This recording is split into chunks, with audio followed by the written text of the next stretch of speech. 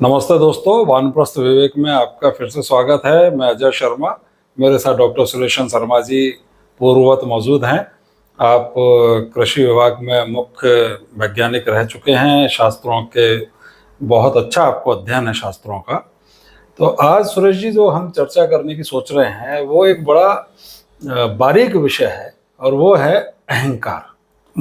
मनुष्य का जीवन जो है वो अहंकार से 99.99% प्रेरित रहता है और अहंकार की वजह से ही उसकी सारी समस्याएं भी होती हैं जीवन की, सफलताएं भी और असफलताएं भी। उसका आधार कहीं ना कहीं अहंकार होता है। तो अहंकार पॉजिटिव पावर भी है कहीं कहीं और कहीं कहीं बहुत नकारात्मक है। तो शास्त्र क्या कहते हैं, विवेकानंद क्या कहते हैं, श्री अरविंद क्या कहते हैं, रमण महर्षि क्या कहते हैं, रामचरितमानस में क्या कहा है तुलसीदास जी ने, आपका तो इतना अध्ययन है, तो इस पर थोड़ा सा प्रकाश डालिए। देखिए, सबसे पहले तो हम बात करते हुए प्रयास करेंगे कि विचार तो चारों तरफ से करें, लेकिन ये व्यवस्थित किसी निष्कर्ष पर पहुंचे। क्योंकि होता है वार्तालाप में मैं कुछ उत्तर देता हूँ, कोई प्रश्न आता है और बात करते हुए किसी एक दृष्टिकोण से बात करते हैं, जब तक दूसरा दृष्टिकोण आ जाता है तो कुल मिलाकर के वो कुछ ऐसा न हो जाए जिसे मैं अपनी भाषा में कहता हूँ रबड़ी में रायता न मिले। समन्वय करना उसका कुछ निष्कर्ष निकलना चाहिए। मतलब खीर में काजू बादाम किशमिश डल जाए, हाँ, लेकिन वो स्वादिष्ट हो जाएगी, खीर बने। ऐसा नहीं कि कुछ का कुछ हो जाए, कुछ का कुछ नहीं। जी।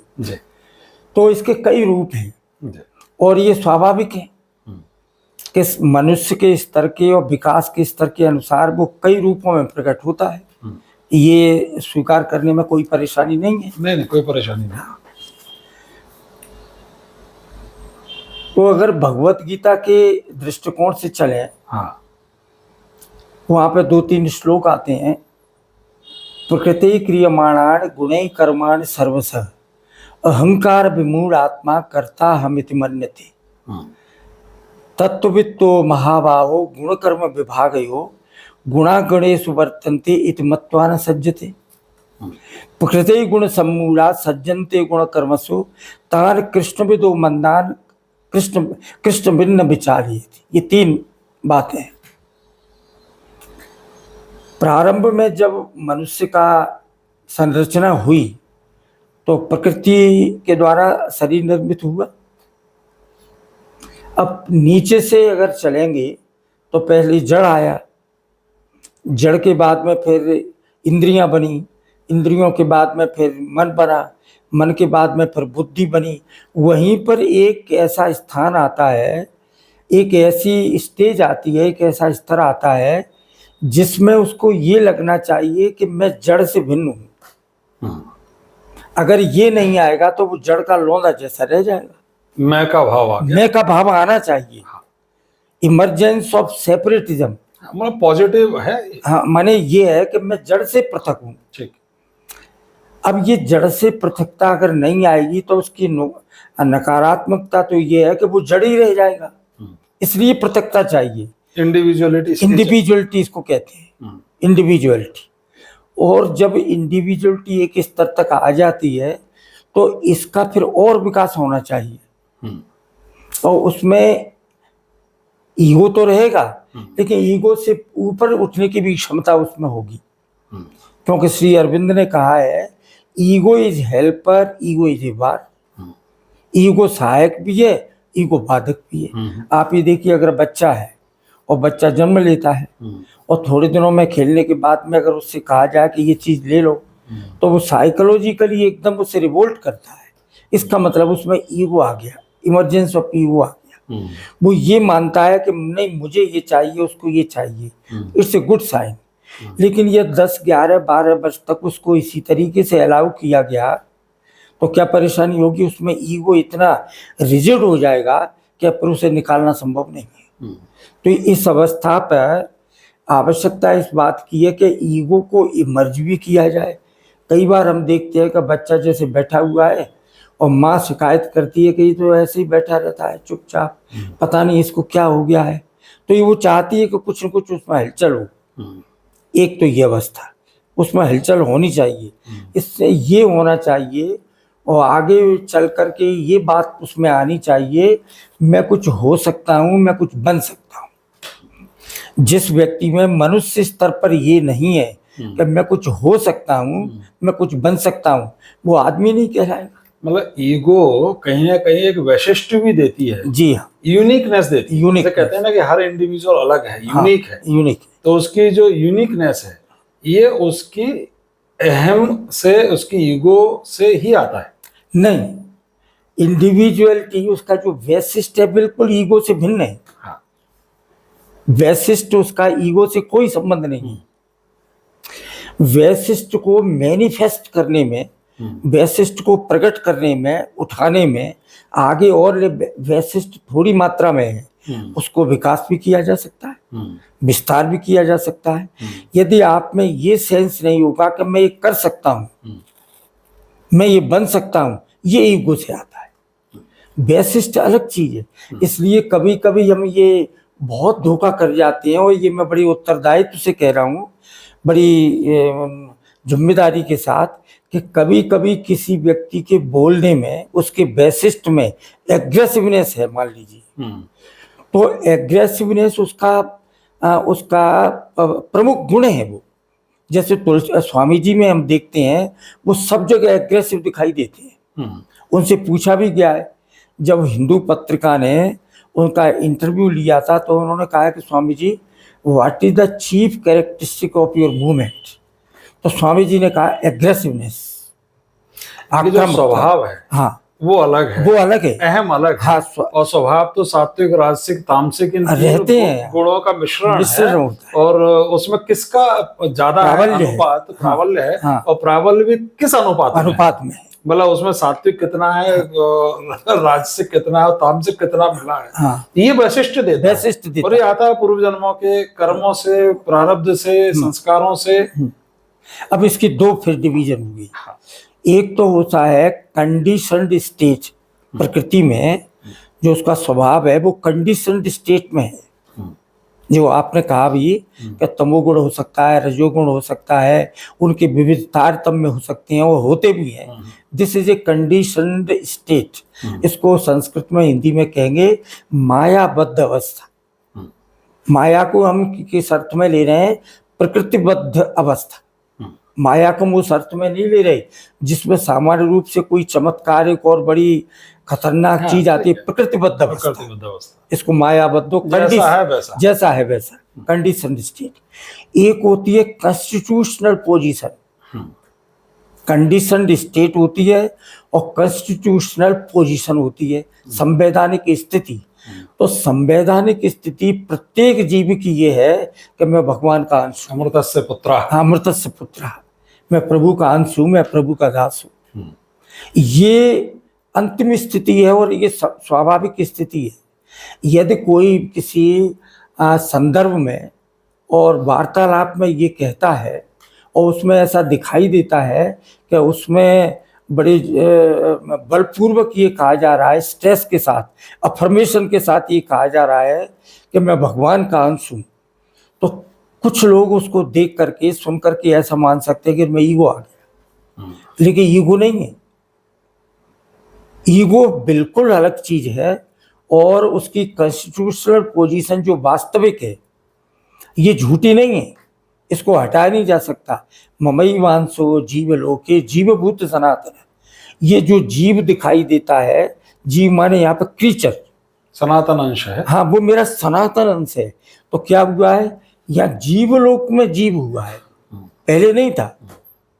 और पहले नहीं था, और अगर वो एस्पायर करे तो उसकी वो जीवत्व अवस्था चली जाएगी। तो इस एस्पिरेशन में जी, वो जो एस्पायर कर रहा है, हाँ, अभी तो ईगो का एक यूज ये देखा कि भाई ईगो उस स्वभाव के प्रकटीकरण में एक यंत्र है, हाँ, सहायक यंत्र है। अब जो उसका अभीप्सा है, एस्पिरेशन है कि मुझे जो मेरा स्वभाव, कॉन्स्टिट्यूशनल जो मेरा पोजीशन है, स्थिति है, जो एंटिटी है, तो उस स्टेट को मैं एक्सप्रेस करूं, मैनिफेस्ट करूं और उसमें स्थित हो जाऊं जी, तो उसमें अहम का कितना सहयोग प्राप्त होता है? देखिए, जब तक मनुष्य प्रकृति के अधीन है, पहले ये समझ लें, जब तक प्रकृति के अधीन है तो वो अहम के वशीभूत रहेगा ही, इससे आप छुटकारा पा नहीं सकते। यहाँ तक कि बड़े बड़े महापुरुषों को, स्वामी जी को भी, विवेकानंद को और हनुमान जी को, सभी लोगों को अहम हुआ है। तो ये अहम जो होता है अपनी वास्तविक स्वरूप से विस्मृति, तो एक चीज बताई, स्वाभाविक स्थिति, एक स्वरूप सिद्धि कहती है इसको, कि अब वो स्वरूप में स्थित हो गया। जैसे श्री राम कृष्ण थे, वो हमेशा स्वरूप में स्थित रहते थे। उससे छोटी अवस्था होता है कि जब भगवान का अंश होते हुए किसी उद्देश्य विशेष से वो भगवान का यंत्र बनता है, तो यंत्र की भी एक बहुत ऊंची अवस्था होती है, निमित्त मात्र, निमित्त बनता है। लेकिन निमित्त जो बना हुआ है उसको कभी भ्रम हो सकता है, लेकिन स्वरूप सिद्ध महात्मा है उसको ही कभी नहीं होगा। ये बड़ी बारीक बात कही आपने। हाँ, कि जो निमित्त है, हाँ, मतलब ईश्वर ने जैसे यंत्र बना लिया है, यंत्र के रूप में स्वीकार कर लिया, हाँ, उसको भी कभी भ्रम हो सकता है। ये एक बड़ी पकड़ने वाली बात है जी। और ये कोई ऐसी चीज नहीं है कि जिसको मैं किसी आधुनिक महापुरुषों से या ग्रंथों से बताऊं। आप राम जी का पूरा रामायण पढ़ लीजिए, लक्ष्मण जी को उनको क्रोध आता था और कई बार वो स्मृति से दूर चले जाते थे, लेकिन यहाँ ये समझना पड़ेगा हमको कि उनका जितना भी क्रोध था, जितना भी उनमें आवेश था, वो सबका सब राम के लिए था, उनके खुद के लिए। आप जिस समय वो उन्होंने धनुषी भंग करने का बात कही है, और जहाँ उन्होंने कहा है कि अब वीर विहीन मही में जानी, तो वो उन्होंने अपने प्रति उन्होंने कोई इंसल्ट फील नहीं की, लेकिन रघुकुल मन जानी, अपने इष्ट के प्रति अपने इष्ट का जब वो हुआ तिरस्कार कि तुमने कही जड़क अनुचित वाणी, विद्यमान रघुकुल मन जानी। ये तो वही बात हो गई ना, अहिंसा परमो धर्म, धर्म हिंसा तथैव च। तो ये तो च्युत नहीं हुए, वो तो अपनी सही स्थिति में ही नहीं, पर च्युत मैं उनको नहीं मान रहा हूँ। ऐसी अवस्था हमारे सामान्य व्यक्ति के जीवन में आती है, और यदि अपनी स्वाभाविक स्थिति से सत्वगुण में स्थित है या रजोगुण में है और स्वाभाविक स्थिति है, तो रजोगुण में क्या होगा, जब वो बात करेगा तो निश्चित ही वो उसमें ईगो जैसा प्राकट्य दिखाई देगा, लेकिन ईगो दोष नहीं है उसमें। इस समझने में हमें बहुत बारीकी से आजकल के संदर्भ में भी इनको देखा जा सकता है। लेकिन ये तो अभी हमने बहुत शास्त्र और ऐसी चर्चा की जिसमें उन लोगों के लिए कि जो अपनी उन्नति आध्यात्मिक रूप से करने का प्रयास कर रहे हैं। जी। लेकिन जब हम सामान्य जीवन में देखते हैं, सामान्य जगत में देखते हैं, तो इस ईगो के आधार पर तो विनाश हो रहा है। हाँ। लोग एक दूसरे का शोषण कर रहे हैं। मतलब ईगो का मतलब ये हो गया कि मैं और मेरा, इतने तक ईगो सीमित हो गई। जब यानी कि व्यष्टि भाव, जैसे आपने कहा कि जड़ से ऊपर की प्रोग्रेस के लिए व्यष्टि भाव यानी कि इंडिविजुअलिटी, ईगो जरूरी है, लेकिन व्यष्टि भाव के आगे समष्टि भाव में जब वो ईगो नहीं जाती है, यानी कि समष्टि ईगो से साथ अपने को अटेंड नहीं करती है, तो ये जो इंडिविजुअल ईगो, व्यष्टि वाली जो ईगो है, ये कहीं ना कहीं नीचे के स्तर पर रहती है। और समाज में जितने भी छल कपट, साम दाम दंड भेद या षड्रिपुओं का जो खेल है, उसका मोहरा बन जाती है। बिल्कुल। देखिए, यही मूल समस्या है कि जब व्यष्टि भाव, इंडिविजुअलिटी का व्यष्टि भाव कह देना ज़्यादा ठीक है, तो व्यष्टि भाव का जब तक सांस्कृतिकरण, परिमार्जन नहीं होगा, और ये शिक्षा के द्वारा किया जाएगा, ये माता पिता का दायित्व है, शिक्षक का दायित्व है, विद्यार्थी का स्वयं का दायित्व है, परिवेश का दायित्व है, तो इसका परिमार्जन करना तो बहुत जरूरी है।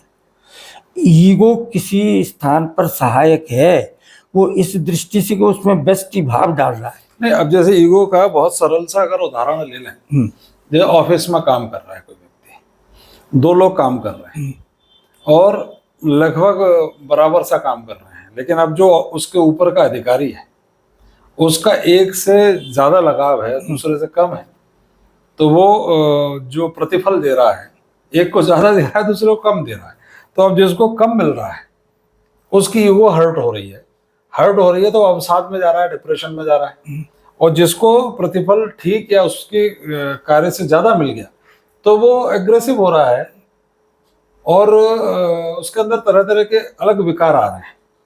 तो इस स्थिति में इस ईगो को, जो एक सामान्य व्यक्ति में होती है, हम साधकों की ईगो की बात ना करके एक सामान्य व्यक्ति की ईगो, जिससे उसको दिन रात जूझना पड़ रहा है, उसे पता भी नहीं है कि वो जूझ रहा है, लेकिन वो ईगो का ही यंत्र बना हुआ है। एक तो यंत्र हो गया प्रभु का, एक वो बन गया है यंत्र ईगो का। तो प्रकृति से उत्पन्न ईगो का। हाँ, तो इस ईगो के यंत्र बनने से व्यक्ति कैसे अपने को बचाए? एक्चुअली यहाँ जो आपने उदाहरण दिया वो प्रकृतिजन्य ईगो के कारण नहीं है। प्रकृतिजन्य ईगो इतना हानिकारक नहीं होता, लेकिन प्रकृति से, प्रकृतिजन्य ईगो की सहायता से उसने कुछ अचीवमेंट किए हैं, उपलब्धि किए हैं, उसका अभिमान है। तो इसको ईगो न कह करके इसको प्राउड ज्यादा माना जाए, अभिमान। हाँ। अहंकार और अभिमान, तो ये बात तो दोनों पर लागू होती है। और ये प्रारंभिक स्टेट है। एकदम अगर किसी ऊंची स्थिति पर पहुंच करके या मध्यम की स्थिति पर पहुंच के उसका उपचार करेंगे तो उपचार नहीं होगा। ये तो प्रारंभिक स्थिति है। जो व्यक्ति ईगो से, अहम से, अभिमान से, घमंड से, दंभ से किसी का शोषण करता है उसका, और जिसका शोषण किया जा रहा है उसका, दोनों का जब तक प्रारंभ में विद्या ददाति विनयम, विनयम ददाति पात्रता, ये जब तक संस्कार उसको नहीं दिया जाएगा तो ये जो प्रक्रिया है वो कहीं नहीं रुकने वाली। मतलब कहीं ना कहीं आप ये कह रहे हैं कि जो शिक्षा पद्धति है जी, वो प्राचीन जो गुरुकुल शिक्षा पद्धति थी, हाँ, जिसमें अहम पर, अहम के परिमार्जन पर, हाँ, और मैं अंश हूँ और अंशी से मेरा जुड़ाव हो, मैं यंत्र बनूं प्रभु का, उस तरह की जो एक शिक्षण होता था, उसी वैसा होना तो वो अब गुरुकुल नहीं है। तो परिवार में माता पिता का दायित्व है, दायित्व उनका भी दायित्व, इस तरह से इस चीज को करें, उनका दायित्व है। और कुछ एनलाइटेंड लोग हैं, उनका भी दायित्व है, माता पिता के ऊपर न छोड़ें। जो एनलाइटेंड लोग हैं वो ऐसे ग्रुप बनाए, जो हमारे मठ हैं, आश्रम हैं, केंद्र हैं, संगोष्ठियां हैं, उनमें इस प्रकार की प्रक्रिया डालें। जैसे संघ की शाखाएं चलती हैं, वहाँ पर उसमें बेस्ट ईगो आता भी है, हम आता भी है, बेस्ट भाव, और साथ साथ में अन्य लोगों के साथ में करके समष्टि में भी जुड़ता है। इस प्रकार की प्रक्रिया होना बहुत जरूरी। मतलब ईगो को सहज रूप से अगर थोड़ा परिमार्जित करना हो, पहले सब्लिमेट करें उसको। टीम वर्क मेरे ख्याल से, हाँ, टीम वर्क है ना, हाँ, समूह भावना, टीम वर्क। रंगनाथन जी ने जिस समय चमूम शब्द पर व्याख्यान दिया है, वो उसका व्याख्या की है महतीम चमूम, गीता के पहले अध्याय में, तो यही बताया है कि चमूम का मतलब सेना नहीं होता। चमूम का मतलब है डेडिकेटेड टीम वर्क। तो डेडिकेटेड टीम वर्क किन में था? पांडवों में था। तो निश्चित रूप से पहले से अधिक सब्लिमेट भी थे और प्रशिक्षित थे, जबकि कौरव ऐसे नहीं थे, क्योंकि वो अपने अहम को लार्जर अहम में मिला पाए, मर्ज कर पाए। यस, एक मतलब समूह का जो अहम है, हाँ, जो कि एक बड़े पर्पस के लिए कार्य कर रहा है, जी, उसमें अपने को समर्पित कर। हालांकि सब्लिमेट तो किया जा सकता है समूह में डाल के, लेकिन एक कलेक्टिव ईगो भी होता है। हाँ। तो उससे ईगो से बच तो नहीं पाते हम, लेकिन वो कलेक्टिव ईगो होने के बाद से पहले की जो अवस्था है, सब्लिमेटेड, कम से कम एक समूह के लिए समर्पित तो हुए, ये आवश्यक है। इससे जो छोटा ईगो है, श्री रामकृष्ण कहते थे काचामी और पाकामी। तो काचामी तो सामान्य हो गया, जो कई रूपों में आता है। पाकामी उसे कहते हैं जब वो स्वरूप स्थिति पर पहुंच जाए, उससे नुकसान नहीं होता है। लेकिन उच्च कोटि की पाकामी पहले आने के पहले हमें समूह की भावना, राष्ट्र की भावना, राष्ट्र में भी फिर उच्च राष्ट्र की भावना, मानवता की भावना, विश्व बंधुत्व की भावना, ये लानी पड़ेगी। और इसके लिए व्यक्ति को भी स्वयं करना है, और व्यक्ति को परिमार्जित करने के लिए राष्ट्र का, मानवता का, संगठनों का उद्देश्य है कि उसे किया जाए।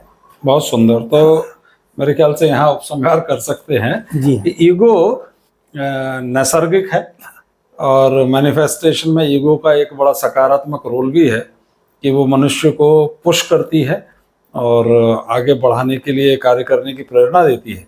लेकिन अगर वो व्यष्टि ईगो समष्टि की तरफ, यानी कि मैं और मेरे से आगे बढ़कर सबको अपने में समाहित करने की दिशा में नहीं बढ़ती है, तो वो फिर कहीं ना कहीं जाके घातक होती है, राग द्वेष में उलझाएगी, दुख मिलेगा और सुख में आपको सुख जैसा लगेगा, लेकिन दुख में उससे जितने प्रतिशत सुख लगा उससे बहुत ज्यादा दुख महसूस होगा। तो इसी में झूलता रहेगा मन और जीवन एक कष्ट का जीवन बन जाता है।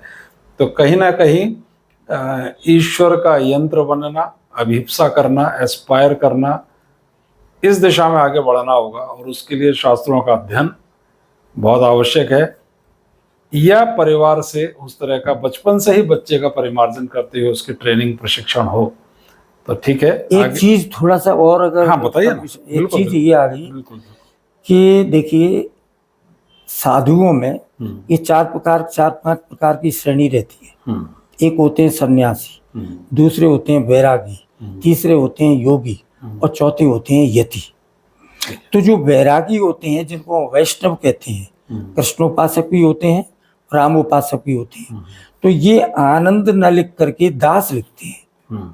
मेरी उनसे वार्तालाप होते रहते हैं। तो मैंने कभी एक व्यक्तिगत प्रसंग में सुना था, मैंने अपने घर की स्थिति बताई कि आज ये है और मेरा रिटायरमेंट हो गया है, घर पे भी कोई ज़्यादा मेरे पास वो नहीं है उत्तरदायित्व। तो मुझे कभी कभी ऐसा लगता है कि मैं पैंट कमीज पहनने में सहज नहीं फील करता और ये धोती पहन लूँ या ये साउथ इंडियन टाइप का ये लगा लूँ।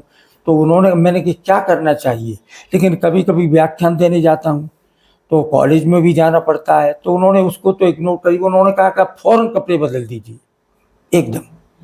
फिर बताया कि देखिए हम ये कपड़े बदलते हैं और अपने नाम के सामने जो दास लगाते हैं, उसका मतलब ये नहीं कि हम लोग किसी के दास हो गए, भगवान के दास हैं। और ये भी नहीं कि हमारा क्रोध चला गया, लेकिन कम से कम समझ जाते हैं। एक कपड़ा हमें संभाल देता है। ये दास जब कहते हैं तो हम एकदम अहंकार में आ नहीं सकती, ये भी एक रिफाइनमेंट है।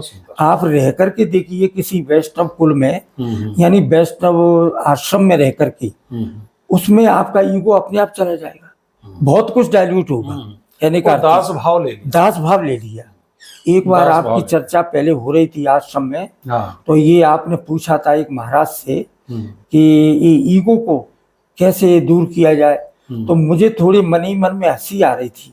ठाकुर का वचन दे करके मैं उसको समाप्त करूंगा, शायद ये अच्छी समाप्ति होगी। बिल्कुल। तो उन्होंने कहा, श्री रामकृष्ण ने कहा, महाराज ये हम तो जाने वाला है नहीं। तो ठाकुर ने कहा कि रहने दो, उनकी उन्हीं की भाषा में बोल रहा हूँ, रहने दो साले को, क्या करता है, दास बना करके रखो उसको। बिल्कुल।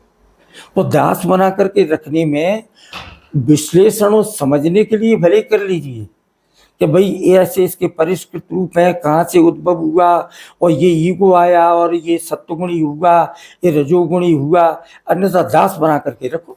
लेकिन दास बनाने की सामर्थ्य भी तो जीव में आए, प्रभु कृपा से आती है। प्रभु कृपा से दास बना करके, दास बनाने की सामर्थ्य तो बहुत बड़ी सामर्थ्य है। हाँ, ईगो को दास बना लो, ये सामर्थ्य ईश्वर देंगे तो जरूर सबको मिलेगी। चलिए, बहुत सुंदर चर्चा रही, बहुत बहुत धन्यवाद। और आप सबको भी पसंद आया तो इसे लाइक कीजिए और आगे बढ़ाइए, सब इष्ट मित्रों तक भेजिए, हम चर्चाएं करते रहेंगे। धन्यवाद, नमस्कार।